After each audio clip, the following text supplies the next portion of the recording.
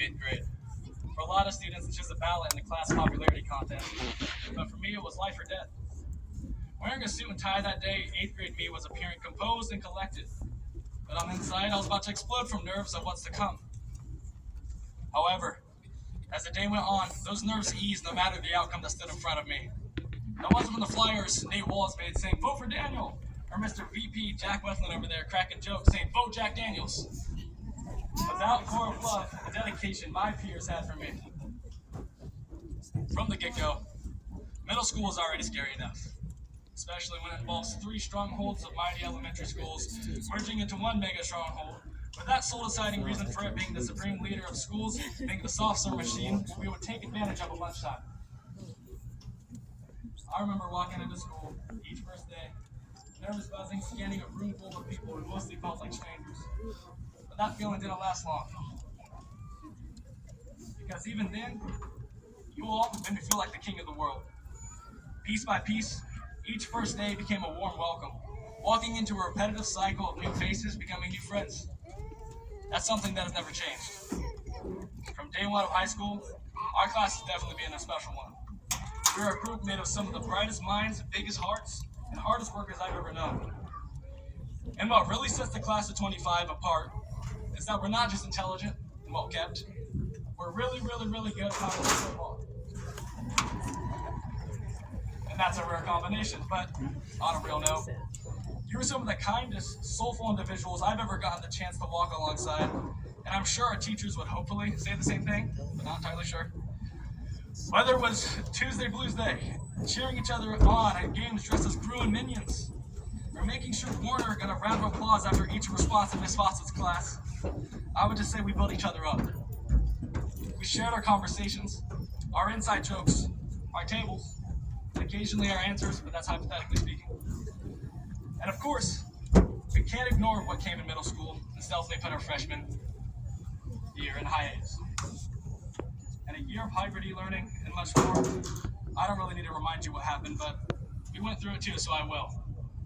That one daunting spring, like so much of the world, came to an abrupt stop.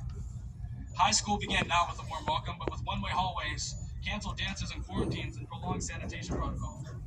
For some, it meant personal loss. For all of us, it meant missing out on that big moment, stepping into the real world.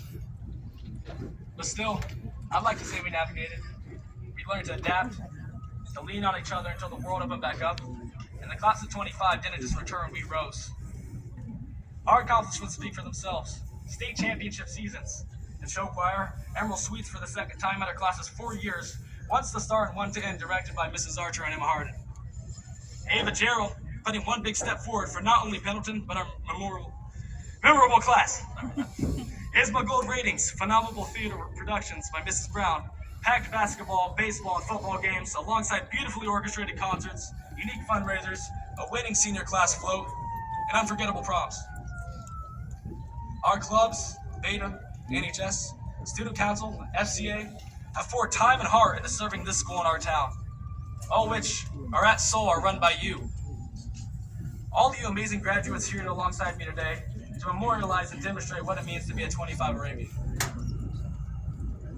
Every success we've had has come from not just the talent, but teamwork. Not just the brains, but our hearts.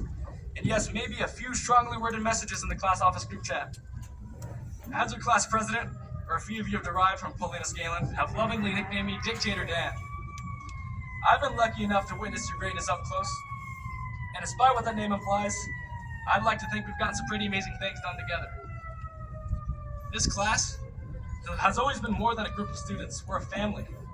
An absurdly smart, but the slightest bit stubborn, hilarious, sometimes chaotic, but always caring family.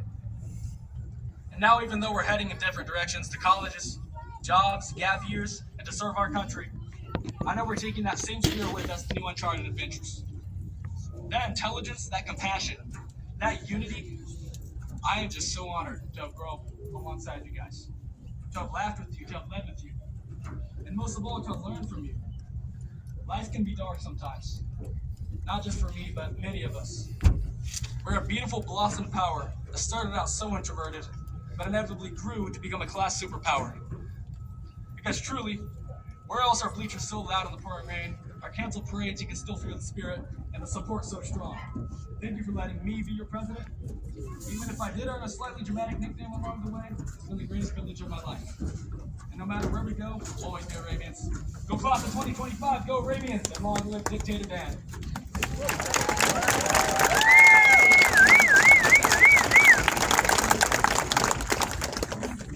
Thank you, Daniel.